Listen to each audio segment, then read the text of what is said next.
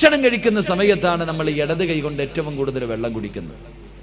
എൻ്റെ പ്രിയമുള്ള സഹോദരങ്ങളെ, സത്യത്തിൽ വെള്ളം കുടിക്കേണ്ടത് എപ്പോഴാ? ഭക്ഷണം കഴിക്കുന്നതിന് മുമ്പാണോ, ഇടയിലാണോ, ശേഷമാണോ? എപ്പോഴാ വെള്ളം കുടിക്കേണ്ടേ? എപ്പോഴാ? അവിടെ രണ്ടഭിപ്രായം. പോട്ടെ, ആദ്യം അല്ലെങ്കിൽ അവസാനം, പോട്ടെ, അത് ഞാൻ വിട്ടു. എൻ്റെ പ്രിയമുള്ള സഹോദരങ്ങളെ, ഇടത് കൈകൊണ്ട് ഭക്ഷണത്തിൻ്റെ ഇടയിൽ കഴിക്കുമ്പോൾ ഇടത് കൈകൊണ്ട് വെള്ളം എടുത്തിട്ട് വലത് കൈ ഇങ്ങനെ ആശ്രയിച്ചിട്ട് കുടിക്കാറുണ്ട്. ഇങ്ങനെ കുടിക്കണമെന്ന് ആരാ പഠിപ്പിച്ചത് നിങ്ങൾക്ക്? ഇടത് കൈ കൊണ്ട് വെള്ളം എടുത്തിട്ട് വലത് കൈ കൊണ്ട് ഇങ്ങനെ താങ്ങിയിട്ട് കുടിക്കാറുണ്ട്. ഇങ്ങനെ കുടിക്കണമെന്ന് നിങ്ങൾക്ക് ആരാ പഠിപ്പിച്ചെന്ന്? എന്തേ വലത് കൈ അള്ളാഹ് നിനക്ക് തന്നില്ലേ കുടിക്കാൻ? എന്തേ പടച്ചറപ്പ് നിനക്ക് വലത് കൈ തന്നില്ലേ? അതങ്ങ് ഒടിഞ്ഞു പോയോ, മുറിഞ്ഞു പോയോ? നിന്റെ വലത് കൈ കൊണ്ട് വെള്ളം കുടിച്ച എന്തേ സംഭവിക്കുക? അള്ളാഹു നമുക്ക് ഈമാൻ നൽകുമാറാകട്ടെ.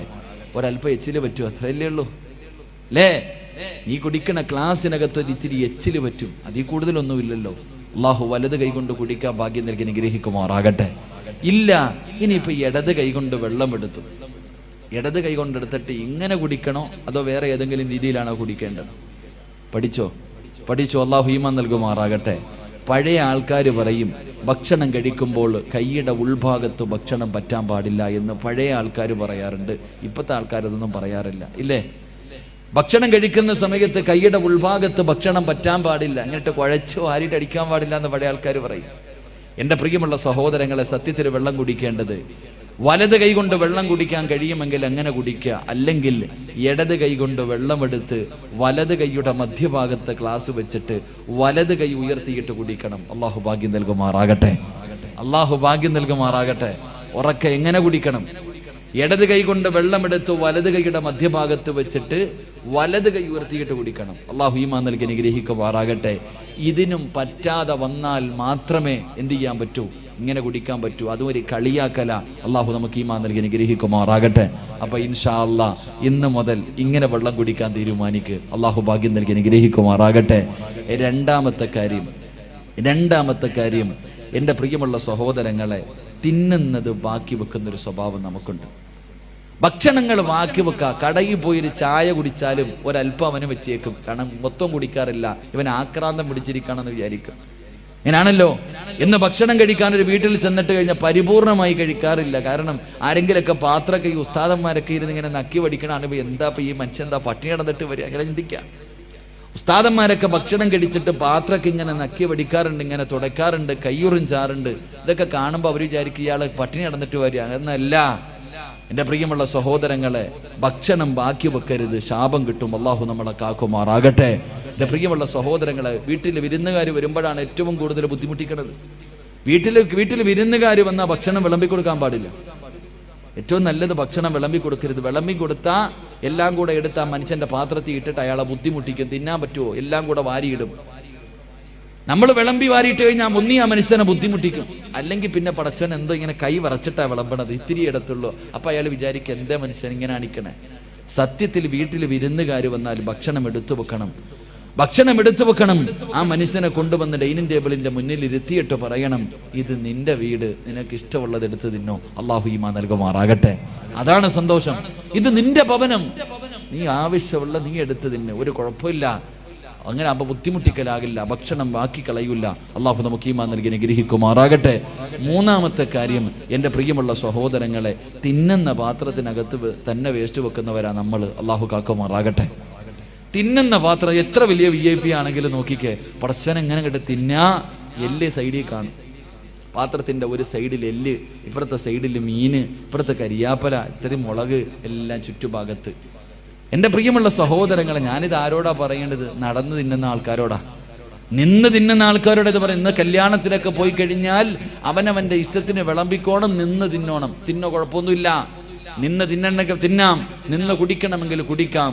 മരുന്നുകളില്ലാത്ത രോഗം അല്ലാഹു തരുമെന്ന് അഷ്റഫുൽ ഖൽഖി നബി മുഹമ്മദ് മുസ്തഫ. മരുന്നുണ്ടാകില്ല പെങ്ങളെ, മരുന്നുണ്ടാകില്ല. രാവിലെ നിന്റെ വീട്ടിൽ ഓട്ട മത്സരവാ, ഉമ്മായി മോനും കൂടെ. രാവിലെ 8 മണിയായി മക്കളെ സ്കൂളിൽ വിടാ, നിന്നല്ല തിന്നുന്നത്, ഓടിയിട്ടാ തിന്നണേ. അള്ളാഹു പടച്ചവനെ ഓടിക്കോ. അവസാനം ഹോസ്പിറ്റലിന്റെ ചുറ്റും കിടന്ന് ഓടേണ്ട ഒരു ഗതി നിനക്ക് അള്ളാഹു തരുമെന്ന് നബി മുഹമ്മദ് മുസ്തഫ സല്ലല്ലാഹു അല്ലേ. രാവിലെ വീട്ടിൽ നോക്കണം, ഓടിച്ചിട്ടാ. എന്തേ നിന്റെ മക്കളെ പിടിച്ച് ഇരുത്തിയിട്ട് കൊടുക്കാറില്ല? എന്റെ മക്കളെ പിടിച്ചിരുത്താൻ നിനക്കല്പം നേരത്തെ എഴുന്നേറ്റാൽ എന്ത് സംഭവിക്കാം? എന്റെ പ്രിയപ്പെട്ടവർ, അവസാനം മക്കൾ കിടന്ന് കരയുന്നത് കാണേണ്ടി വരും. അല്ലാഹു കാക്കുമാറാകട്ടെ. എന്റെ പ്രിയമുള്ള സഹോദരങ്ങൾ, അതുകൊണ്ട് തിന്നുന്ന പാത്രത്തിൽ വേസ്റ്റ് വെക്കരുത്, അത് താഴെ വെക്കണം. ഡൈനിങ് ടേബിളിന്റെ മുകളിൽ വെക്ക്, അല്ലെങ്കിൽ വേസ്റ്റ് വെക്കുന്ന പാത്രത്തിനകത്ത് തിന്നുന്ന പാത്രത്തിൽ വെക്കരുത്. അതൊരു ജീവിയുടെ സ്വഭാവമാണ്. വേസ്റ്റിന്റെ നടുക്ക് നിന്ന് തിന്നുന്നത് കണ്ടിട്ടുണ്ട് നമ്മളൊക്കെ. ഞാനത് പറയുന്നില്ല, അല്ലാഹു കാക്കുമാറാകട്ടെ. എന്റെ പ്രിയമുള്ളവരെ, മറ്റ് ചിലര് കയ്യിൽ വെച്ചിട്ടേ തിന്നത്തുള്ളൂ.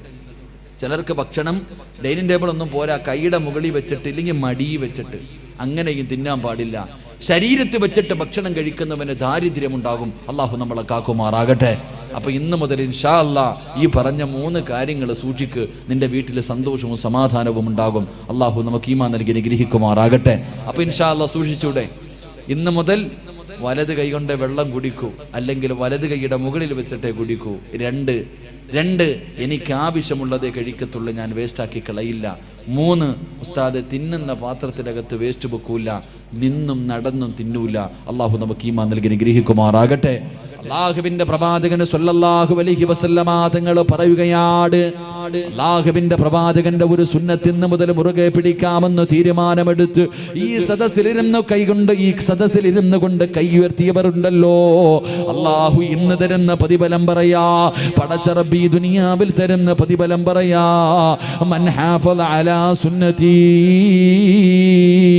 അക്റമഹുല്ലാഹു ബി അർബഅതി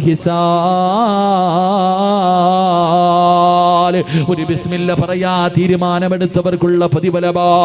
ഒരു ബിസ്മില്ല പറയാ തീരുമാനമെടുത്തവർക്കുള്ള പ്രതിഫലമാ. അല്ലാഹുവിന്റെ പ്രവാചകൻ പറയുകയാ, ഈ ദുനിയാവിൽ വെച്ച് തന്നെ നിനക്കതിന് പ്രതിഫലം തരുമെന്ന് പ്രവാചകൻ പഠിപ്പിക്കുമ്പോ ഒന്നാമത്തെ പ്രതിഫലം എന്തെന്നറിയുവോ വാപ്പാ? എന്റെ പ്രിയപ്പെട്ട ചെറുപ്പക്കാരാ, അല്ലാഹുവിന്റെ റസൂൽ പറയുകയാ, അല്ലാഹുവിന്റെ പ്രവാചകൻ പറയുകയാ, അൽ മഹബ്ബത്തു ഫീ ഖുലൂബിൽ ബററാ. എല്ലാവർക്കും പബ്ലിസിറ്റി കിട്ടണമെന്ന് വല്ലാത്ത ആഗ്രഹമാ. നാട്ടുകാരെ മുഴുവനും ബഹുമാനിക്കുന്ന ആദരിക്കുന്ന മനുഷ്യനാകണമെന്ന് വല്ലാത്ത മോഹമാ. സ്വന്തം ഫ്ലെക്സ് അടിച്ച് വെക്കുന്നവരുണ്ട്, പരസ്യമായി സദഖ കൊടുക്കുന്നവരുണ്ട്, 4 പേര് കാണ പള്ളി കെട്ടിക്കൊടുക്കുന്നവരുണ്ട്. എന്റെ പ്രിയമുള്ളവരെ, അല്ലാഹുവിന്റെ പ്രവാചകന്റെ സുന്നത്ത് മുറുകെ പിടിക്കുമെന്ന് തീരുമാനമെടുത്ത് എന്റെ പ്രിയപ്പെട്ട ചെറുപ്പക്കാരാ, അല്ലാഹു ഇഷ്ടപ്പെട്ടവരുണ്ടല്ലോ, അല്ലാഹു ഇഷ്ടപ്പെട്ടവരുണ്ടല്ലോ, അവരുടെ ഹൃദയത്തിനകത്ത് അല്ലാഹു നിനക്കൊരു സ്ഥാനം തരുമെന്ന് നബി മുഹമ്മദ് മുസ്തഫ സല്ലല്ലാഹു അലൈഹി വസല്ലമ തങ്ങൾ പറയുകയാ. അല്ലാഹു ഇഷ്ടപ്പെട്ട ആൾക്കാരുണ്ടല്ലോ, അവരുടെ ഹൃദയത്തിൽ അല്ലാഹു നിനക്കൊരു സ്ഥാനം തരും. ഒരു പള്ളിയിലെ ഇമാമിന്റെ അടുക്കലെങ്ങാണം നിന്നെ കുറിച്ച് ചോദിച്ചാ അവിടെ നിന്ന് പറയും, ഈ നാട്ടിലെ ചെറുപ്പക്കാർക്കിടയിൽ ഒരു നല്ല ചെറുപ്പക്കാരനാ, ഈ നാട്ടുകാര് നിന്നെ ബഹുമാനിക്കും. ഒരു കള്ളുകുടികനും പെണ്ണുപിടികനും പലിശ തിന്നുന്നവനും വൃത്തികെട്ടവരുമല്ലടാ. 5 നേരം പടച്ചറപ്പിന്റെ പള്ളിയിൽ വന്ന് നിസ്കരിക്കുന്ന ഉപ്പമാരുണ്ടല്ലോ, ഹജ്ജ് ചെയ്ത ഹാജിയാക്കന്മാരുണ്ടല്ലോ, നിസ്കാര തടമ്പുള്ള ഉപ്പമാരുണ്ടല്ലോ, കയ്യിലെ തസ്ബീഹ് നടത്ത് കയ്യിലെ തസ്ബീഹും പിടിച്ച് പടച്ചറപ്പിനെ ശുക്ർ ചെയ്ത് നടക്കുന്ന ഉമ്മമാരുണ്ടല്ലോ. അല്ലാഹുവിന്റെ റസൂൽ പറയുകയാ, അവരുടെ ഹൃദയത്തിനകത്ത് അല്ലാഹു നിനക്കൊരു സ്ഥാനം തരുമെന്ന് നബി മുഹമ്മദ് മുസ്തഫ. അവര് നിന്നെ ബഹുമാനിക്കുമോര്, അവര് നിന്നെ ആദരിക്കുമോര്, നിനക്ക് അല്ലാഹു അങ്ങനെ ഒരു പ്രതിഫലം തരുമെന്ന് പ്രവാചകൻ പഠിപ്പിക്കുമ്പോ രണ്ടാമത്തെ പ്രതിഫലം എന്തെന്നറിയോ? അൽ മഹബ്ബത്തു ഫീ ഖുലൂബിൽ ഫജറാ. രണ്ടാമത്തെ പ്രതിഫലം എന്തെന്നറിയുവോ? ഈ ലോകത്ത് ഒരാളെയും നീ ഭയപ്പെടണ്ട, ഈ ലോകത്ത് ഒരു ശക്തിയെയും, അല്ലാഹുവിന്റെ റസൂൽ പറയുന്നു, ഈ പ്രപഞ്ചത്തിൽ ഒരു സൃഷ്ടിയെയും നീ ഭയപ്പെടണ്ട. അബിസബില്ല, എല്ലാവരും നിന്നെ ഭയപ്പെടും ചെറുപ്പക്കാരാ. അല്ലാഹുവിന്റെ പ്രവാചകന്റെ സുന്നത്ത് മുറുകെ പിടിച്ച എല്ലാവരും നിന്നെ ഭയക്കും. ഒരു നിന്റെ ശത്രു നിന്നെക്കാലം കഴിവുള്ളവനാകട്ടെ, പവറുള്ളവനാകട്ടെ, പടമുള്ളവനാകട്ടെ, രാഷ്ട്രീയ ഫലമുള്ളവനാകട്ടെ, ആരോഗ്യമുള്ളവനാകട്ടെ, എത്ര വലിയ കൊലകൊമ്പനാണെങ്കിലും അല്ലാഹു അവന്റെ ഹൃദയത്തിനകത്ത് പേടി കൊടുക്കുമെന്ന് പ്രവാചകൻ പഠിപ്പിക്കുമ്പോ അള്ളാഹുവിന്റെ പ്രവാചകന്റെ പ്രിയപ്പെട്ട സ്വഹാബിയാണ് മഹാനായ റബീഅ ഇബ്നു ആമിർ റളിയല്ലാഹു തആല അൻഹു. പ്രവാചകന്റെ സുന്നത്ത് മുറുകെ പിടിക്കുന്ന ചെറുപ്പക്കാരനാണ്.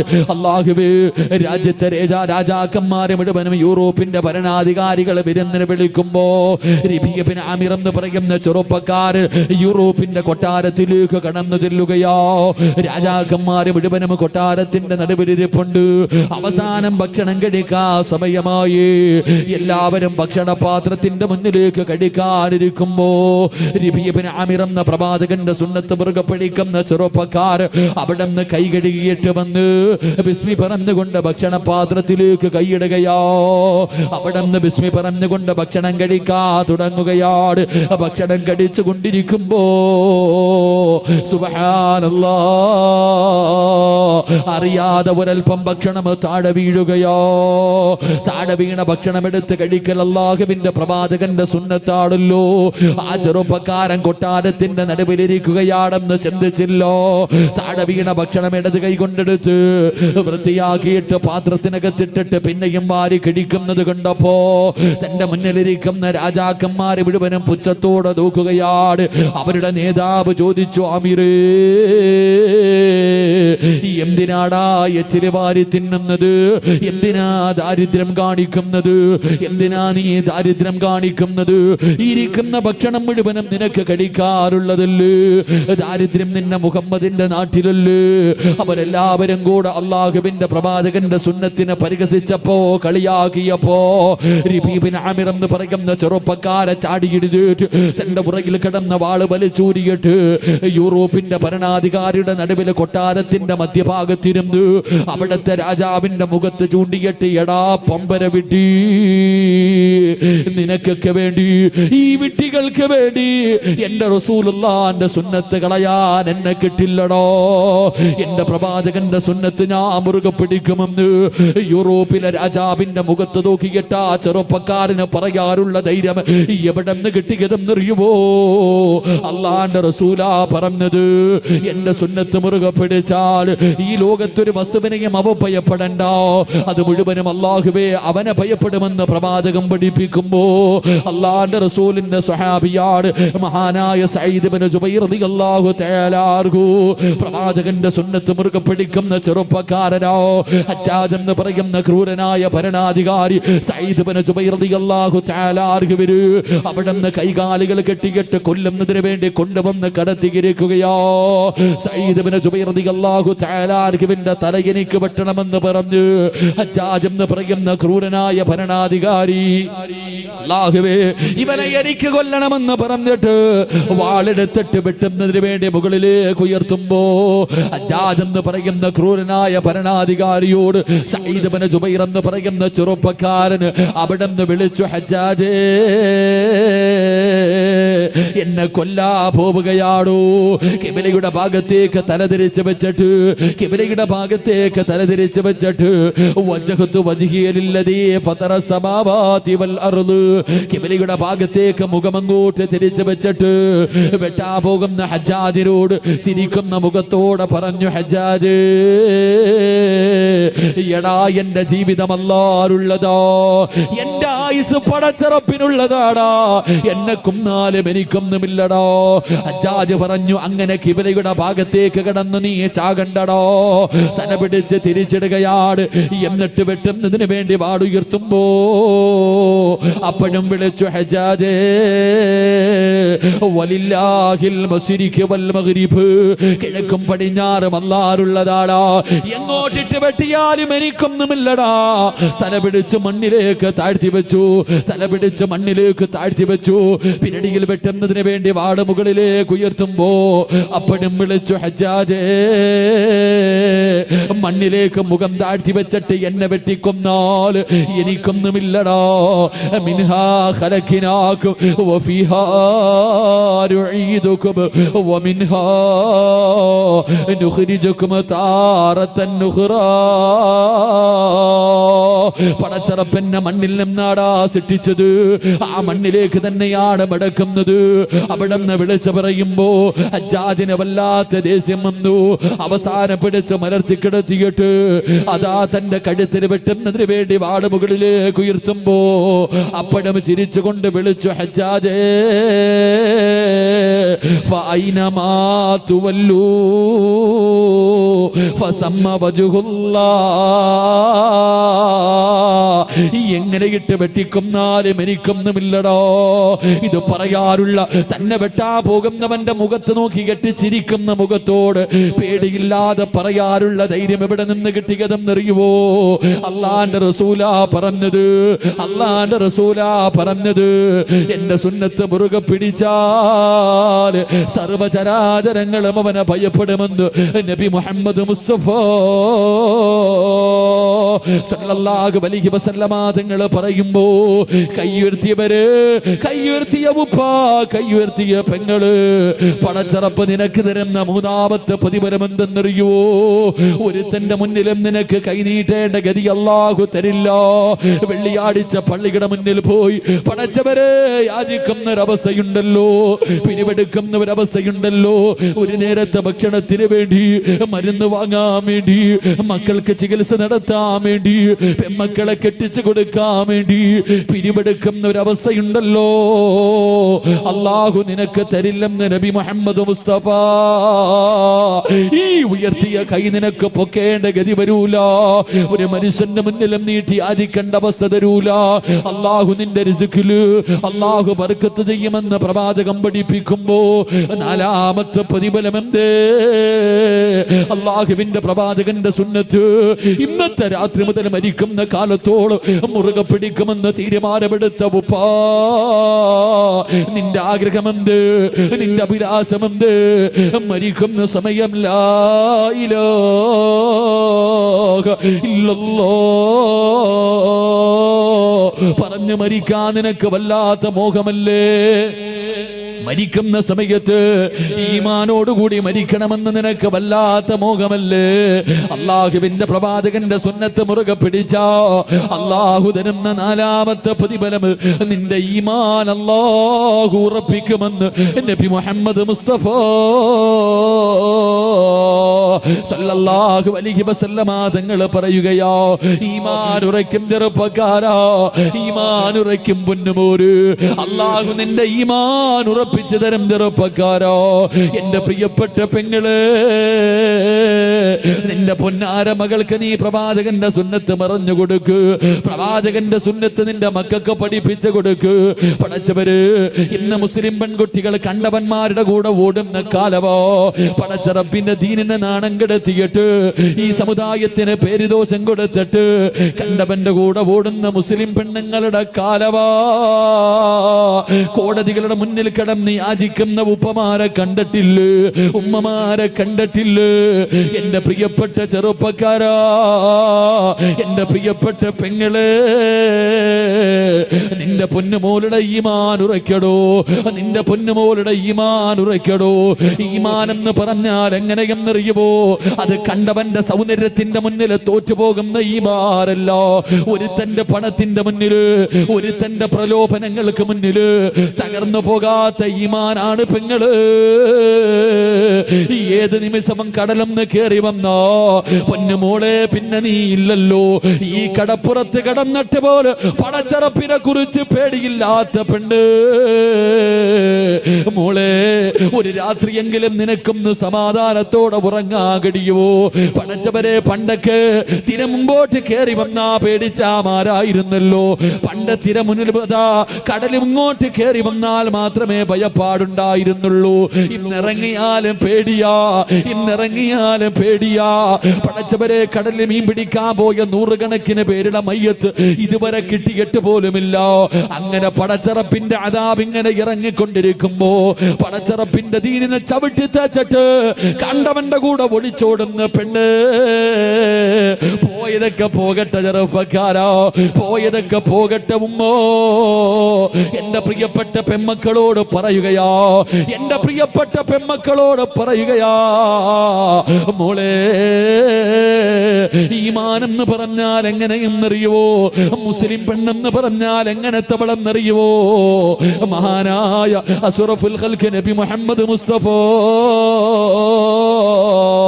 സല്ലല്ലാഹു അലൈഹി വസല്ലമ തങ്ങള് ഉസ്മാൻ ഇബ്നു അഫ്ഫാൻ റളിയല്ലാഹു തആല അൻഹു രണ്ടുപേരും കൂടെ മരുഭൂമിയിലൂടെ നടന്നു പോകുമ്പോ ഒരു പെണ്ണിനെയും തന്റെ ഭർത്താവിനെയും ശരീരത്തിലെ വസ്ത്രങ്ങൾ മുഴുവനും അടിച്ചു മാറ്റിയിട്ട് പട്ടിയെ തല്ലുന്നത് പോലെ ഖുറൈശികളിട്ട് തല്ലിച്ചതയ്ക്കുകയോ. തന്റെ പൊന്നാര മകൻ മുമ്പിൽ നിൽപ്പുണ്ട്, ശരീരത്തിലെ വസ്ത്രങ്ങൾ മുഴുവൻ അടിച്ചു മാറ്റി പടുത്തു കിടക്കുന്ന മലരാരുണ്യത്തിലിട്ട് തല്ലിച്ചതയ്ക്കുകയാണ്. ചെയ്ത തെറ്റെന്തെന്നറിയുവോ, അവർ അല്ലാഹുവിന്റെ ദീനിലേക്ക് കടന്നു വന്നത് കൊണ്ടോ. സുമയ്യ ബീബി റളിയല്ലാഹു തആല അൻഹ തന്റെ പ്രിയപ്പെട്ട ഭർത്താവ് അമ്മാർ യാസിർ പടച്ചവരെ ഈ കുടുംബത്തെ മുഴുവനും തല്ലിച്ചതയ്ക്കുകയാണ്. എന്ത് ചെയ്തിട്ടും അവർ ഇസ്ലാമിൽ നിന്ന് മടങ്ങി വരാതെ വന്നപ്പോ എന്തേ ചെയ്തതെന്നറിയുവോ. സുമയ്യ ബീബി റളിയല്ലാഹു തആല അൻഹയുടെ കണ്ണു മുന്നിൽ തന്റെ പ്രിയപ്പെട്ട ഭർത്താവിന്റെ കൈകാലുകൾ കെട്ടുകയാണ്. എന്നിട്ട് തലകീടോ കത്തിക്കൊണ്ടിരിക്കുന്ന ഒരു തീക്കകത്തേക്ക് ഇറക്കി നിർത്തുകയോ. ഒരു പച്ച മനുഷ്യര് ആളിക്കത്തുന്ന തീക്കകത്തിങ്ങനെ അതാ തലകീഴായി കെട്ടി നിർത്തിയിരിക്കുകയാണ്. പടച്ചവരെ അവിടെ നിന്ന് പച്ച ഇറച്ചി കത്തുകയാ. മുഖത്തുകൂടെ തലയിലെ മുടിയിലൂടെ പടച്ചവരെ തീ ഇങ്ങനെ പതാ ശരീരം മുഴുവനും ഇങ്ങനെ പടരുകയാണ്. മരണപ്രാളത്തിൽ കിടന്ന് കരയുകയോ. സുമയ്യ ബീബി റളിയല്ലാഹു തആല അൻഹ തന്റെ പ്രിയപ്പെട്ട ഭർത്താവ് റബ്ബേ തീക്കകത്ത് കിടന്ന് മരണപ്രാളത്തിൽ കരയുമ്പോ സഹിക്കാൻ കഴിയാതെ ഓടി വന്നിട്ട് തന്റെ പ്രിയപ്പെട്ട ഭർത്താവിനെ തീയിൽ നിന്ന് വെളിയിലേക്ക് തെള്ളിയിടുകയോ. മണ്ണിൽ കിടന്ന് ഉരുളുകയാണ്. ശരീരത്തിലെ തീ മുഴുവനും അണഞ്ഞു. പടച്ച റബ്ബേ ഈ എല്ലുകൾ വെളിയിൽ കാടുകയോ, ഈ എല്ലുകൾ വെളിയിൽ കാടുകയോ. മരണത്തോട് മല്ലടിച്ചു കൊണ്ടിരിക്കുമ്പോ അള്ളാന്റെ റസൂല് കിടന്ന് വരികയാണ്. ആ സമയത്ത് ഈ ചെറുപ്പക്കാരൻ അവിടെ നിന്ന് ചോദിച്ചു, യാ റസൂലല്ലാ, അള്ളാന്റെ നബിയേ, ജീവിതത്തിന്റെ അവസാനം വരെ ഇങ്ങനെയാണോ നബിയേ? അള്ളാഹുവിന്റെ പ്രവാചകൻ അവിടെ നിന്ന് പറഞ്ഞു, സുമയ്യ, നീയും നിന്റെ കുടുംബവും സ്വർഗത്തിലാ സുബയ്യ, തോറ്റുകൊടുക്കല്ലേ സുബയ്യ. അള്ളാന്റെ ദീനിനെ വലിച്ചെറിയല്ലേ. പ്രവാചകന് സ്വർഗത്തിലാണെന്ന് പറയേണ്ട താമസമുണ്ടല്ലോ. സുമയ്യ ബീബി റളിയല്ലാഹു തആല അൻഹ മരണത്തോട് മല്ലടിച്ചു കൊണ്ടിരിക്കുന്ന പ്രിയപ്പെട്ട ഭർത്താവിനോട് അവിടെ നിന്ന് വിളിച്ച് പറഞ്ഞതെന്തെന്നറിയോ? ഇവന്മാര് നമ്മളെ കൊന്നാൽ, ഇവരെന്തൊക്കെ ദ്രോഹം ചെയ്താൽ പടച്ചറപ്പിന്റെ ദീനിനെ വലിച്ചെറിയല്ലേ. നമ്മളൊക്കെ മുസ്ലിമീകളോ, നമ്മള് സ്വർഗത്തിലോ. അല്ലാഹു വഹദ്, അല്ലാഹു വഹദ്, അല്ലാഹു വഹദ്. മരണത്തോട് മല്ലടിക്കുന്ന പ്രിയപ്പെട്ട ഭർത്താവിനെ വിളിച്ച് പറഞ്ഞു കൊടുക്കുമ്പോ ധൈര്യം ഇങ്ങനെ കൊടുക്കുന്നത് കണ്ടപ്പോ അബൂജഹലിന് സഹിക്കാൻ കഴിഞ്ഞില്ലോ. ഒരു പഠിപ്പിച്ച കമ്പിയെടുത്തിട്ട് സുമയ്യ ബീവിയുടെ നട്ടെല്ലിന്റെ ഭാഗത്തുകൂടെ അവിടെ നിന്ന് കുത്തിയിറക്കുകയാണ്. വയറ് തുളച്ചിട്ട് കമ്പി വെളിയിൽ വന്നു. അബൂജഹല് സുമയ്യാനെ ചവിട്ടി തറയിലേക്ക് ഇടുകയാണ്. അല്ലാഹുവേ, മരണത്തോട് മല്ലടിക്കുമ്പോഴും സുമയ്യ വിളിച്ചു പറഞ്ഞു, അല്ലാഹു വഹദ്. ആ കിടപ്പിലും കിടന്ന് പറഞ്ഞു, അല്ലാഹു വഹദ്. അബൂജഹല് കഴുത്തിലെ കേട്ട് അതാ തന്റെ കാലെടുത്ത് ചവിട്ടുകയാണ്. സുമയ്യ ബീവിയുടെ തല മണ്ണിനകത്തേക്ക് ചവിട്ടി താഴ്ത്തുകയോ. അപ്പഴും വിളിച്ചു പറഞ്ഞു, അല്ലാഹു വഹദ്, അല്ലാഹു വഹദ്. അബൂജഹലിനെ സഹിച്ചില്ല. പിടിച്ചു മലർത്തി കിടത്തിയിട്ട് ഒരു പഠിപ്പിച്ച കമ്പിയെടുത്തിട്ട് സുമയ്യ ബീവിയുടെ ഗുഹ്യഭാഗത്തേക്ക് കുത്തിയിറക്കുകയാ. എന്നിട്ട് പച്ചയിറച്ചി വലിച്ചെടുക്കുമ്പോഴും സുമയ്യ വിളിച്ചു പറഞ്ഞു, അല്ലാഹു വഹദ്. ഈമാൻ എന്ന് പറഞ്ഞാലെങ്ങനോ, ഈമാൻ എന്ന് പറഞ്ഞാലെങ്ങനോ. ഇതുപോലെ ഒരു ഈമാവേടോ, ഇതുപോലെ ഒരു ഈമാവേടോ. അള്ളാന്റെ റസൂലിന്റെ സുന്നത്ത് മുറുകെ പിടിച്ചാൽ ആ മനുഷ്യന്റെ ഈമാൻ അള്ളാഹു ഉറപ്പിച്ചു കൊടുക്കുമെന്ന് നബി മുഹമ്മദ് മുസ്തഫ. നബി മുഹമ്മദ് മുസ്തഫ. അള്ളാഹു ഈമാൻ ഉറപ്പിച്ചു തരുമാറാകട്ടെ. അള്ളാഹു ഈമാൻ ഉറപ്പിച്ചു തരുമാറാകട്ടെ. ഉറക്കപ്പറ, അള്ളാഹു ഈമാൻ ഉറപ്പിച്ചു തരുമാറാകട്ടെ. പെൺമക്കൾക്ക് പറഞ്ഞു കൊടുക്ക്, പെൺമക്കൾക്ക് അള്ളാന്റെ റസൂലിന്റെ സുന്നത്ത് പറഞ്ഞു കൊടുക്ക്. അപ്പം മക്കൾ അനുസരിക്കും. പിന്നെ യവൻ വന്ന് വിളിച്ചാലും നിന്റെ മക്കൾ ഓടൂല. അള്ളാഹു നമുക്ക് ഈമാൻ നൽകി അനുഗ്രഹിക്കുമാറാകട്ടെ. മക്കളെ കുറ്റപ്പെടുത്തിയിട്ട് കാര്യമില്ലല്ലോ, മക്കളെ കുറ്റപ്പെടുത്തിയിട്ട് കാര്യമില്ല. ഞാൻ പെൺകുട്ടികളെ ഒന്നും കുറ്റപ്പെടുത്തൂല. പെൺകുട്ടികളെ ഒളിച്ചോടിപ്പോയി 5 എണ്ണം പോയെങ്കിൽ പോട്ടെ, 5 എണ്ണം അല്ല 50 എണ്ണം പോയാലും നമുക്ക് ഇവിടെ എന്താ, പോകേണ്ടവരൊക്കെ പോകട്ടെ. അള്ളാഹു ഈമാൻ നൽകി അനുഗ്രഹിക്കുമാറാകട്ടെ. അള്ളാഹു ഈമാൻ നൽകി അനുഗ്രഹിക്കുമാറാകട്ടെ. എൻ്റെ പ്രിയമുള്ള സഹോദരങ്ങളെ, മക്കൾ നശിക്കാനുള്ള ഒന്നാമത്തെ കാരണം മാതാപിതാക്കൾ തന്നെ.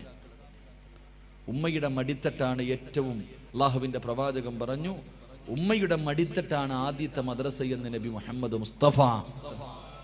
ഉമ്മ നിന്നെ കണ്ടാ നിന്റെ മോള് പഠിച്ചത്, പിന്നെ പറഞ്ഞിട്ട് കാര്യമില്ലല്ലോ. നിനക്ക് നിന്റെ മക്കളെ സ്നേഹിക്കാനോ സംസാരിക്കാനോ സമയമില്ല അല്ലേ? എൻ്റെ പ്രിയപ്പെട്ട സഹോദരങ്ങളെ, നമ്മളെ കണ്ടാണ് നമ്മുടെ മക്കൾ വളരുന്നത്. നമ്മൾ നിസ്സാരമായി ഒരു നല്ല കുട്ടിയെ കിട്ടണമെങ്കിൽ നല്ലതുപോലെ കഷ്ടപ്പെട്ടാൽ മാത്രമേ സാലിഹായ മക്കളെ കിട്ടൂ. അള്ളാഹു സാലിഹായ മക്കളെ നൽകി അനുഗ്രഹിക്കുമാറാകട്ടെ. വെറുതെ കിട്ടൂല.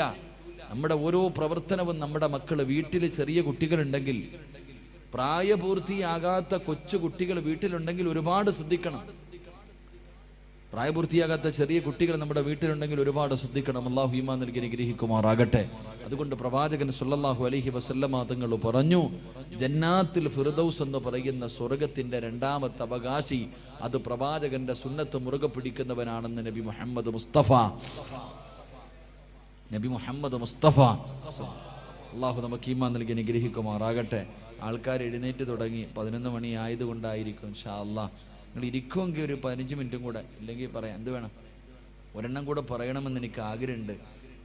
വയ്യാതെ വന്നതല്ലേ. നിങ്ങൾ ഇരിക്കുമെങ്കിൽ ഞാൻ പറയാം, ഇല്ലെങ്കിൽ ദുആ ചെയ്യാം. എന്ത് വേണം? എന്ത് വേണം? നിങ്ങൾ പറ. വേണോ? ഒരെണ്ണം കൂടെ പറയാ. ഇരിക്കുവോ? താല്പര്യമുള്ളവർ കൈപൊക്ക്. പോകേണ്ടവരൊക്കെ പോകട്ടെ. ബക്കറ്റ് എടുക്കുന്നതിന് മുമ്പ് ഓടുക. ഓടേണ്ടവരൊക്കെ ഓടട്ടെ. അസ്രായിൽ വരുമ്പോൾ ഓടാൻ പറ്റൂലല്ലോ. പറ്റുമോ? അസ്രായിൽ വരുമ്പോൾ ഓടാൻ പറ്റുമോ? ധൈര്യം ഉണ്ടെങ്കിൽ ഓടി നോക്കണം കേട്ടാ. ഇൻഷാ അല്ലാഹ്. അല്ലാഹു ഈമാൻ നൽകുമാറാകട്ടെ. 3ാമത്തെ കാര്യം, ജന്നാത്തുൽ ഫിർദൗസ് എന്ന് പറയുന്ന, ജന്നാത്തുൽ ഫിർദൗസ് എന്ന് പറയുന്ന സ്വർഗം വേണമെങ്കിൽ 3ാമത്തെ കാര്യം, തൻ്റെ മാതാപിതാക്കളെ സ്നേഹിക്കുന്ന മക്കൾക്ക് ഫിർദൗസ് ഉണ്ടെന്ന് നബി മുഹമ്മദ് മുസ്തഫ. നബി മുഹമ്മദ് മുസ്തഫ. മാതാപിതാക്കളെ സ്നേഹിക്കുന്ന മക്കൾക്ക് അൽഹംദുലില്ലാഹ് ഫിർദൗസ് എന്ന സ്വർഗം അല്ലാഹു നൽകുമാറാകട്ടെ. അല്ലാഹു നൽകുമാറാകട്ടെ. ഉമ്മാനെയും വാപ്പാനെയും സ്നേഹിക്കുന്ന മക്കൾ. പടച്ചോനെ, ഇന്ന് ആർക്കാ ഉമ്മാനെ ഉപ്പാനെ സ്നേഹമുള്ള? ഇന്ന് ഉമ്മായ ഉപ്പായ സ്നേഹമുള്ള എത്ര മക്കളുണ്ട്? മാതാപിതാക്കളെ ബഹുമാനിക്കുന്ന, സ്നേഹിക്കുന്ന. ഇന്ന് രോഗം പിടിച്ച് വീടിനകത്ത് കിടക്കുന്ന ഉമ്മാനോട് പറയും, കിളവി വല്ലതും തിന്നിട്ട് മിണ്ടാതെ ഇവിടെ കിടന്നോണം. ഉമ്മാനോടാ പറയണേ. ഉപ്പാനെ തല്ലുന്ന മക്കൾ, ഉമ്മാനെ തല്ലുന്ന മക്കൾ. ഉമ്മയാരെന്നറിയോ? ഉമ്മയാരെന്നറിയുവോ? ഉമ്മയുടെ കാൽച്ചുവട്ടിലാണ് സ്വർഗം കിടക്കുന്നത് എന്ന് നബി മുഹമ്മദ് മുസ്തഫ. ഉമ്മയുടെ കാൽച്ചുവട്ടിലാ മോനെ സ്വർഗം. പോയി നോക്ക്. എൻ്റെ ഉമ്മയുടെ കാൽച്ചുവട്ടിലാണ് സ്വർഗം കിടക്കുന്നത്. വാപ്പയുടെ സ്ഥാനം എന്തെന്നറിയോ? വാപ്പയ്ക്ക് സ്ഥാനമില്ല എന്നല്ല, വാപ്പ സ്വർഗത്തിന്റെ മധ്യ കവാടമാണെന്ന് നബി മുഹമ്മദ് മുസ്തഫ. വാപ്പയും ഉമ്മയും അവരെ വേദനിപ്പിച്ചാൽ, അവരുടെ മനസ്സ് വേദനിപ്പിച്ചാൽ, ഖസ്റത് ദുനിയ വൽ ആഖിറ, നിന്റെ ദുനിയാവും ആഖിറവും നഷ്ടപ്പെട്ടു പോകും. അല്ലാഹു കാക്കുമാറാകട്ടെ. അല്ലാഹു കാക്കുമാറാകട്ടെ. എൻ്റെ പ്രിയമുള്ള സഹോദരങ്ങളെ, നമ്മുടെ മാതാപിതാക്കൾ, അവരുടെ മനസ്സ് വേദനിപ്പിക്കരുത്. ഏതൊരു കാരണവശാലും എന്തൊക്കെ വിഷയം സംഭവിച്ചാലും എൻ്റെ പ്രിയപ്പെട്ട പെങ്ങളോട് പറയും, കല്യാണം കഴിഞ്ഞാൽ പെണ്ണുങ്ങൾക്കൊരാഗ്രഹം, ഭർത്താവിൻ്റെ ഉമ്മാന് ഇഷ്ടമല്ല. എന്തെങ്കിലുമൊക്കെ പറഞ്ഞ് വഴക്കുണ്ടാക്കും. എന്തെങ്കിലുമൊക്കെ പറഞ്ഞ് വഴക്കുണ്ടാക്കിയിട്ട് മകനെയും ഉമ്മാനെയും 2 തട്ടിലാക്കും. എന്തിനാ? അവളുടെ ഭർത്താവിനെ ഒറ്റയ്ക്ക് കിട്ടാൻ. എൻ്റെ പ്രിയപ്പെട്ട സഹോദരിമാരോട് പറയാ, നിന്റെ ഭർത്താവിന്റെ ഉമ്മാനെ നീ എപ്പോഴും ഉമ്മയായിട്ട് നിനക്ക് സ്വർഗം വേണമെങ്കിൽ നീ നിന്റെ ഭർത്താവിന്റെ ഉമ്മാനെ ഉമ്മയായിട്ട് കാണണം. കാരണം എൻ്റെ പ്രിയമുള്ള സഹോദരന്മാരോട് ഞാൻ പറയുന്നു, നിന്റെ ഭർത്താവിന്റെ ഉമ്മായുമായിട്ട് നിന്റെ ഭർത്താവിനെ നീ അകറ്റിയ നീ വിധവയായി പോകുമെന്ന് നബി മുഹമ്മദ് മുസ്തഫ സല്ലല്ലാഹു അലൈഹി വസല്ലം. ഭർത്താവിനെയും ഉമ്മാനെയും തമ്മിലടിപ്പിച്ചിട്ട് ഒറ്റയ്ക്ക് പോയി സുഖിക്കാമെന്ന് നീ വിചാരിച്ച യോഗമില്ല പെങ്ങളെ. സ്വന്തം ഉമ്മായും വാപ്പായും വേദനിപ്പിക്കുന്നവന്റെ ആയുസ് അല്ലാഹു കുറയ്ക്കുമെന്ന് നബി മുഹമ്മദ് മുസ്തഫ. അല്ലാഹുവിന്റെ പ്രവാചകനാ പറഞ്ഞത്. അല്ലാഹുവിന്റെ പ്രവാചകൻ സല്ലല്ലാഹു അലൈഹി വസല്ലമ തങ്ങൾ പറയുകയാണ്, മാതാപിതാക്കളുടെ മനസ്സ് വേദനിപ്പിക്കുന്നവന്റെ ആയുസ് അല്ലാഹു കുറച്ച് കളയുമെന്ന് പ്രവാചകൻ പഠിപ്പിക്കുമ്പോ ഉമ്മാന്റെ മനസ്സ് വേദനിപ്പിക്കുന്ന മക്കളുണ്ട്. എന്റെ പ്രിയമുള്ളവരെ, കഴിഞ്ഞ മാസമുണ്ടല്ലോ അല്ലാഹുവേ, ഞാൻ ഭക്ഷണം കഴിക്കാൻ ഒരു വീട്ടിലേക്ക് കടന്നു ചെന്നപ്പോ ഒരുമ്മയെ കണ്ടോ. പടച്ചവനെ, ഉമ്മയും മക്കളും മത്സരമാണ്. ഉമ്മയും മക്കളും മത്സരമാണ്. എന്റെ ചെറുപ്പക്കാരന്റെ കയ്യിൽ പിടിച്ചിട്ട് പറഞ്ഞു, ഉസ്താദ് എന്റെ ഉമ്മയ്ക്ക് വേണ്ടി ദുആ ചെയ്യണം, എന്റെ ഉമ്മയ്ക്ക് ക്യാൻസർ ആണ്.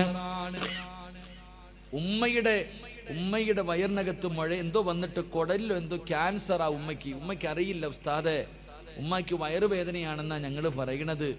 ഉമ്മയ്ക്ക് അത് അറിയാത്തത് കൊണ്ടാ ഉമ്മ ഇങ്ങനെ ചിരിച്ചും കളിച്ചും ഇരിക്കുന്നത്. ഞങ്ങൾ ആരും പറഞ്ഞിട്ടില്ല, ഞങ്ങൾ ആരെയും അറിയിച്ചിട്ടില്ല. അതുകൊണ്ട് ഉസ്താദ് ഞങ്ങളുടെ ഉമ്മയ്ക്ക് വേണ്ടി ദുആ ചെയ്യണേ. അല്ലാഹുവേ, ഞാൻ സന്തോഷിച്ചു പടച്ചോനെ, ഇതുപോലെ 2 മക്കള്, ഉമ്മാനെ ഇത്രയും സ്നേഹിക്കുന്ന 2 മക്കള്. ഇറങ്ങാൻ സമയമായപ്പോ ഉമ്മ എന്നോട് പറഞ്ഞു, മോനെ ഉസ്താദിനെ ഒന്ന് വിളിക്കരിക്കൊന്ന് സംസാരിക്കണം. അല്ലാഹുവേ പടച്ചവനെ, ഞാൻ ഉമ്മയുടെ റൂമിനകത്തേക്ക് കയറി ചെന്നു. ഉമ്മ മക്കളോട് 2 പേരും പറഞ്ഞൊന്ന് വെളിയിൽ പോകാൻ. ഉമ്മയെന്ന് പറഞ്ഞ ആരെന്നറിയോ? പഠിച്ചോ. 2 മക്കളോടും വെളിയിൽ പോകാൻ പറഞ്ഞു. കഥകൊന്ന് അടയ്ക്കുമോനെ.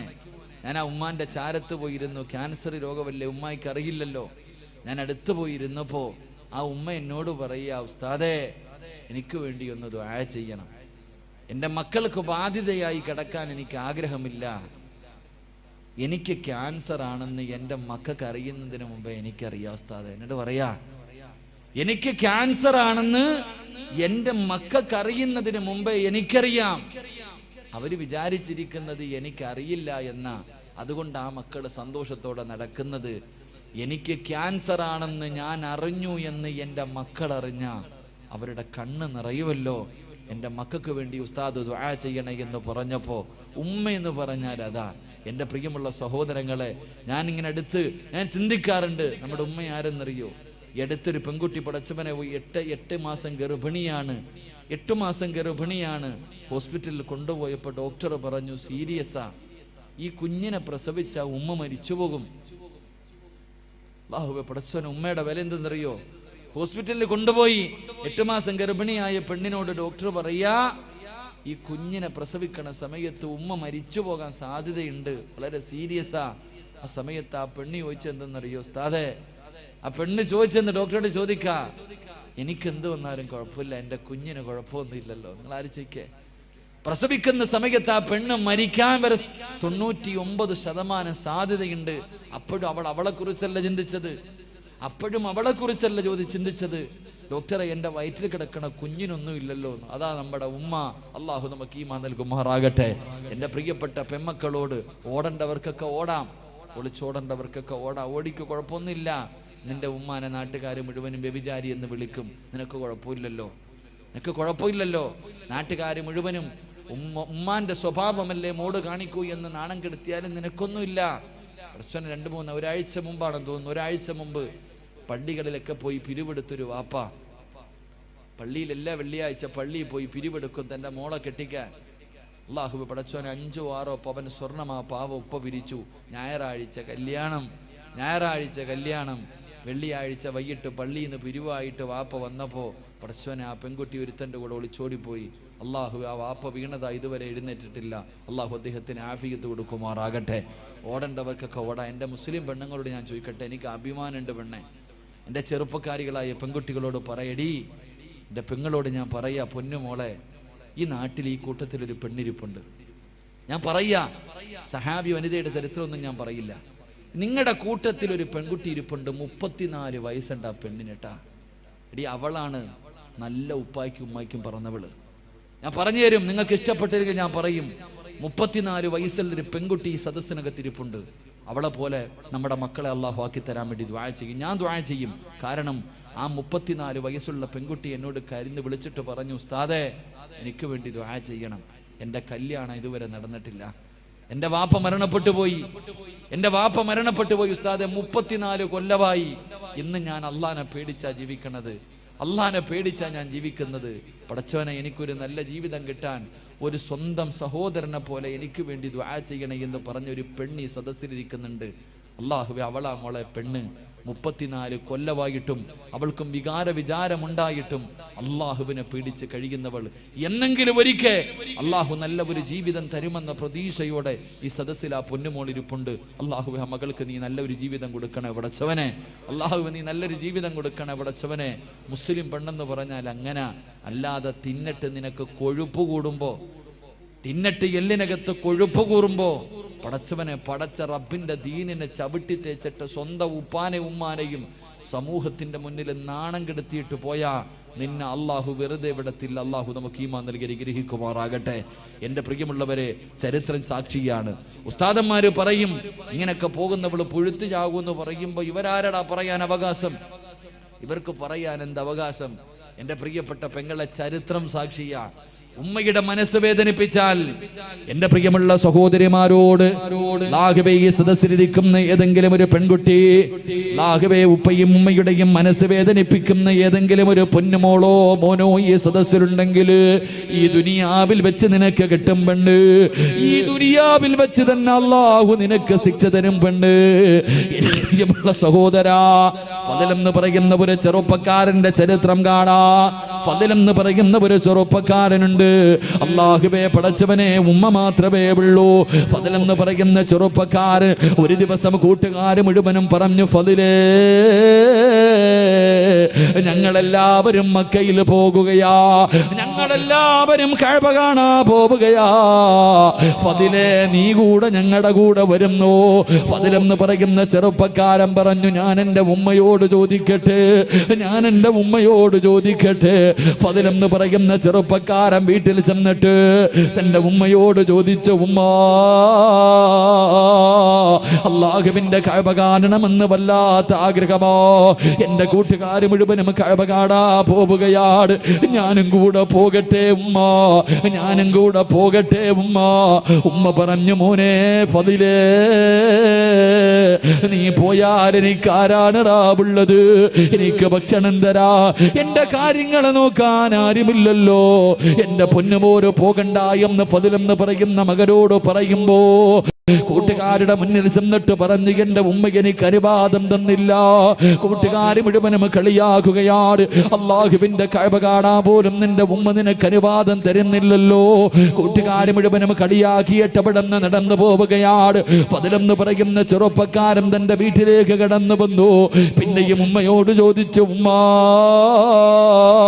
അല്ലാഹുവിന്റെ കഅബ കാണാ പോകട്ടെ? ഉമ്മ പറഞ്ഞു, വേണ്ട മോര്. ഉമ്മ പറഞ്ഞു, വേണ്ട മോര്. ഫദിലെന്ന് പറയുന്ന ചെറുപ്പക്കാരന് വല്ലാത്ത ദേഷ്യം തോന്നി. അവസാനം ഉമ്മയുടെ അനുവാദം ചോദിച്ചില്ല. കഅബയിലേക്കല്ലേ പോകുന്നത്, അല്ലാഹുവിന്റെ ഭവനത്തിലേക്കല്ലേ പോകുന്നത്. ഫദിലെന്ന് പറയുന്ന ചെറുപ്പക്കാരന് തന്റെ ഉമ്മയുടെ അനുവാദം ചോദിക്കാതെ വീട് വിട്ടിറങ്ങുകയാ. മക്കയിലേക്ക് കഅബ കാണാ പോവുകയാ. മക്കയിലേക്ക് കഅബ കാണാ പോവുകയാ. ഇങ്ങനെ പോകുമ്പോ മനസ്സിനകത്തൊരു സമാധാനമില്ല. കൂട്ടുകാരുടെ കൂടെ എത്താനും കഴിയുന്നില്ല. ഉമ്മയുടെ പൊരുത്തമില്ലാതാണ് ഇറങ്ങി വന്നത്. മനസമാധാനം കിട്ടാതെ വന്നപ്പോ അവിടെ നിന്ന് ചിന്തിച്ചു, അല്ലാ, ഒന്ന് രണ്ടരക്കത്ത് നിസ്കരിക്കാമല്ലോ പടച്ചവര്, നിസ്കരിച്ചാ മനസമാധാനം കിട്ടുമല്ലോ. ഫദിലെന്ന് പറയുന്ന ചെറുപ്പക്കാരന് ഒളിവെടുത്തിട്ട് പള്ളിക്കകത്ത് കയറിയിട്ട് 2 റക്അത്ത് നിസ്കരിക്കുകയോ. നിസ്കാരം കഴിഞ്ഞിട്ട് വെളിയിലേക്ക് ഇറങ്ങുമ്പോ നാട്ടുകാര് മുഴുവനും പള്ളിയിലേക്ക് ഓടി വരികയാണ്. കാരണം എന്തെന്നറിയുമോ? ആ നാട്ടിൽ വലിയ ഒരു മോഷണം നടന്നു. കള്ളനോടിയത് പള്ളിയുടെ ഭാഗത്തേക്കാട്. ഫദിലെന്ന് പറയുന്ന ചെറുപ്പക്കാരനാണ് കള്ളനെന്ന് കരുതിയിട്ട് നാട്ടുകാര് മുഴുവനും തല്ലുകയോ, കൈകാല് കെട്ടുകയാണ്. എന്നിട്ട് എന്തേ ചെയ്തതെന്നറിയുമോ? ഇവന് ഒരിക്കലും മോഷ്ടിക്കാൻ പാടില്ല. ഇനി ഒരിക്കലും ഇവന് മോഷ്ടിക്കാൻ പാടില്ല. 2 കൈയും വെട്ടിമുറിക്കുകയാ, 2 കാലും വെട്ടിമുറിക്കുകയാ, 2 കണ്ണും ചൂടുന്നെടുക്കുകയാ. ഇവന് ഒരിക്കലും ഇനി മോഷണം നടത്താൻ പാടില്ല. അവന്റെ കണ്ണ് ചൂടുന്നെടുത്തു, കൈകാലുകളെ വെട്ടിമുറിച്ചു. എന്നിട്ടൊരു കമ്പിന്റെ മുകളിൽ കെട്ടിയിട്ട് ഇങ്ങനെ കൊണ്ടുപോകുമ്പോ ജനങ്ങൾ വിളിച്ചു കള്ളാ. എല്ലാവരും കള്ള എന്ന് വിളിച്ച് കളിയാക്കുമ്പോ ഫദിലെന്ന് പറയുന്ന ചെറുപ്പക്കാർ അവിടെ നിന്ന് കരഞ്ഞുകൊണ്ട് വിളിച്ചു പറഞ്ഞു, എന്നെ കള്ള എന്ന് വിളിക്കല്ലേ, എന്നെ കള്ള എന്ന് വിളിക്കല്ലേ. ഞാൻ കള്ളരല്ല. എന്റെ ഉമ്മയുടെ മനസ്സ് വേദനിപ്പിച്ചത് അല്ലാഹു എനിക്ക് തന്ന ശിക്ഷയാ. എന്റെ ഉമ്മയുടെ മനസ്സ് വേദനിപ്പിച്ചതൊരു പടച്ചറപ്പ് എനിക്ക് തന്ന ശിക്ഷയാ. എന്റെ പെങ്ങള് അവസാനം കൊണ്ടുവന്ന് മരുഭൂമിയിൽ വലിച്ചെറിയുകയോ. അവിടുന്ന് മരണത്തോട് മല്ലടിക്കുമ്പോ ഫദിലെന്ന് പറയുന്ന ചെറുപ്പക്കാരൻ ആ മരുഭൂമിയിൽ കിടന്ന് യാചിക്കുന്നു, ആരെങ്കിലും എന്റെ ഉമ്മയുടെ മുന്നിലൊന്ന് കൊണ്ടുപോകുവോ? മരിക്കുന്നതിന് മുമ്പ് എന്റെ ഉമ്മയുടെ വീടിന്റെ മുന്നിൽ എന്നെയൊന്ന് കൊണ്ടുപോകുവോ? ഒന്ന് പൊരുത്തം ചോദിക്കാരാ, എന്റെ ഉമ്മയോടൊന്ന് പൊരുത്തം ചോദിക്കാരാ. മരണത്തിന്റെ വേളയിൽ പടച്ചവരെ വഴിയിൽ കിടന്ന് യാചിക്കുന്നത് കണ്ടപ്പോ ഏതോ യാത്രക്കാര് പറഞ്ഞ അടയാളം വെച്ചൊരു വീടിന്റെ മുന്നിൽ കൊണ്ടുവന്ന് വെക്കുകയാണ്. വീടിന്റെ മുന്നിൽ കൊണ്ടുവച്ചു. പടച്ചറപ്പേ, വാതില് തുറന്നിട്ടൊരു ഉമ്മ ഇറങ്ങി വരികയാണ്. ആ യാത്രക്കാര് ചോദിച്ചു, ഉമ്മ, ഈ കിടക്കുന്ന ചെറുപ്പക്കാരനെ അറിയുമോ ഉമ്മ? ഈ ചെറുപ്പക്കാരനെ അറിയുമോ ഉമ്മ? ആ ഉമ്മ നോക്കുമ്പോ കൈയില്ലാതെ, കണ്ണില്ലാതെ, കാലില്ലാതെ രക്തത്തിൽ കുളിച്ച് കിടക്കുന്ന ഒരു ചെറുപ്പക്കാരൻ. ആരാണെന്നറിയുന്നില്ല. ആ ഉമ്മ പറഞ്ഞു, മക്കളെ, ഇതാരാണെന്ന് എനിക്കറിയില്ല എന്ന് പറയുമ്പോ തന്റെ പ്രിയപ്പെട്ട ഉമ്മയുടെ ശബ്ദം കേൾക്കുമ്പോ ഫദില് വിളിക്കുന്നു, ഉമ്മ, ഞാനാണുമ്മ. ഉമ്മയുടെ മനസ്സ് വേദനിപ്പിച്ചിട്ട് മക്കയിലേക്ക് പോയ ഫദിലാ ഉമ്മോ. എനിക്കല്ലാഹു ഈ ദുനിയാവിൽ വെച്ച് തന്നെ ശിക്ഷ തന്നു എന്ന് പറയുമ്പോ എന്റെ പ്രിയപ്പെട്ട പെങ്ങള് ഉമ്മയുടെ മനസ്സ് വേദനിപ്പിച്ചിട്ട് ഒളിച്ചോടിയവളല്ല, കണ്ടവന്റെ കൂടെ പോയവളല്ല, സിനിമയ്ക്ക് പോയവളല്ല, കറങ്ങാൻ പോയവളല്ല, കളിക്കാൻ പോയവളല്ല. അല്ലാഹുവിന്റെ വിശുദ്ധമായ കഅബ കാണാൻ പോയ ഒരു മകന് അല്ലാഹു ദുനിയാവിൽ വെച്ച് തന്നെ ഇങ്ങനെ ഒരു ശിക്ഷ കൊടുത്തു എന്ന് പ്രവാചകം പഠിപ്പിക്കുമ്പോ ഇനി പറപെങ്ങള് രക്ഷപ്പെടുവോ മോളെ? വാപ്പയുടെയും ഉമ്മയുടെയും കണ്ണ് നിറയിപ്പിക്കുന്ന ചെറുപ്പക്കാരാ, എന്റെ പ്രിയപ്പെട്ട പെങ്ങള്, വല്ലാഹി സത്യം രക്ഷപ്പെടൂല മോളെ. വല്ലാഹി സത്യം ഒരു കാലത്തും രക്ഷപ്പെടൂല. അതുകൊണ്ട് എന്റെ പ്രിയമുള്ളവരോട് പറയുകയാ, മാതാപിതാക്കളെ സ്നേഹിക്കണേ. ഉമ്മയുടെ കാൽച്ചുവട്ടിലാ സ്വർഗം കിടക്കുന്നത്. അല്ലാഹുവേ, എന്റെ പ്രിയപ്പെട്ടവരെ, നമ്മുടെ മാതാപിതാക്കള് സ്വന്തം ഉമ്മാനെ ചീത്ത വിളിക്കുന്നവരുണ്ട്, തല്ലുന്നവരുണ്ട്, ഉമ്മാനെ വഴക്ക് പറയുന്ന മക്കളുണ്ട്. എന്റെ പ്രിയപ്പെട്ട ചെറുപ്പക്കാരാ, ഇങ്ങനെ കഴിയുന്നടാ. ഇന്ന് ലക്ഷങ്ങൾ മുടക്കിയിട്ട് ഇന്ന് ലക്ഷങ്ങളെ ചെലവഴിച്ചിട്ട് നിന്നെ ഒരു മനോഹരമായ വീട് കെട്ടി, നീ ഒരു മനോഹരമായ വീട് കെട്ടി. ആ വീടിനകത്ത് സുഖമില്ലാതെ രോഗം പിടിച്ച് കിടക്കുന്ന നിന്റെ ഉമ്മയൊന്ന് കാർക്കിച്ചു തുപ്പിയാൽ, രോഗം പിടിച്ച് ബോധമില്ലാതെ കിടക്കുന്ന ഉമ്മ നിന്റെ വീടിന്റെ ബെഡ്റൂമിനകത്തൊന്ന് മൂത്രമൊഴിച്ചാൽ, അല്ലാഹുവേ, മാന വഴക്ക് പറയുന്ന മക്കളുണ്ടല്ലോ, മാന ചീത്ത വിളിക്കുന്ന മക്കളുണ്ടല്ലോ. എടാ, നിന്റെ വീടിന്റെ ബെഡ്റൂമിനകത്ത് നിന്റെ ഉമ്മയൊന്ന് തുപ്പിയപ്പോ നിനക്ക് സഹിച്ചില്ലല്ലോ. നിന്റെ ഉമ്മയൊന്ന് ബെഡിൽ മൂത്രമൊഴിച്ചപ്പോ അറിഞ്ഞുകൊണ്ടല്ലോ, അറിയാതെ അല്ലേ പോരെ. ആ പാവങ്ങൾ അങ്ങനെ ഒന്ന് വിസർജനം നടത്തിയപ്പോ നിന്റെ ഉമ്മാനെ വഴക്ക് പറയുന്ന ചെറുപ്പക്കാരാ,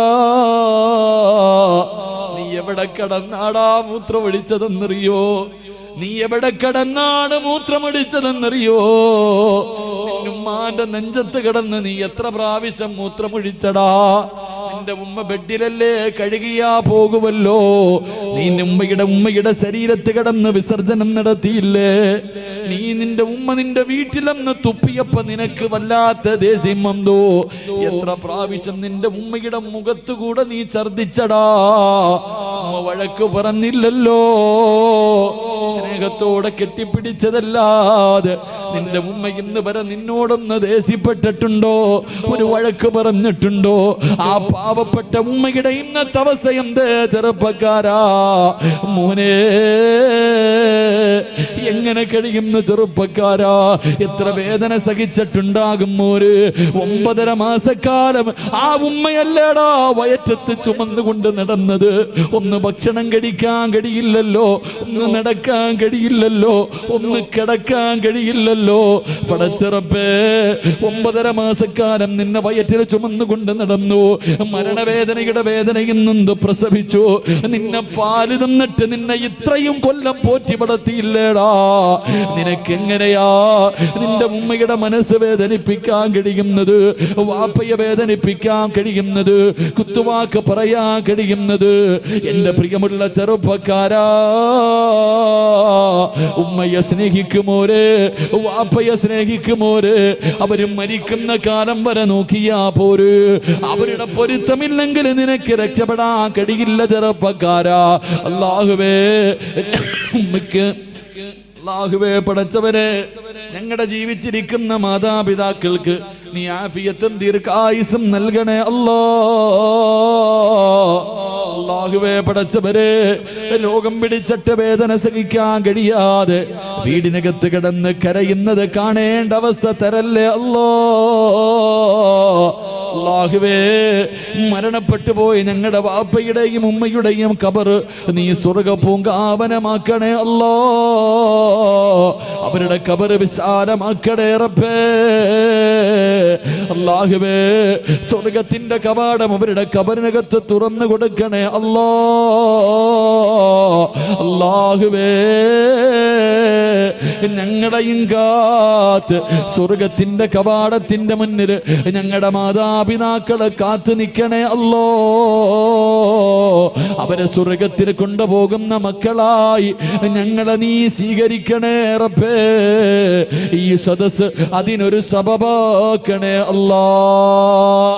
സംഘാടകരെ ബക്കറ്റുമായിട്ട് നിങ്ങളുടെ മുന്നിലേക്ക് വരികയാ. മനസ്സറിഞ്ഞിട്ടൊരു സദക്ക നിങ്ങൾക്ക് വേണ്ടിയല്ല, നിങ്ങൾക്ക് വേണ്ടിയല്ല, നിങ്ങൾക്ക് ജന്മം നൽകിയ നിങ്ങളുടെ വാപ്പയ്ക്കും ഉമ്മയ്ക്കും വേണ്ടി.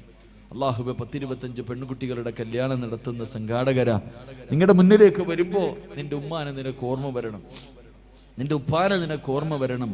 മരിച്ച് കബറിൽ കിടക്കുന്ന ആ പാവങ്ങളുടെ ഖബറിനകത്ത് ഇന്ന് സ്വർഗത്തിന്റെ കവാടം തുറക്കണമെന്ന ഒരു നിയത്തോടെ ഒരു ജാരിയായ സദക്ക.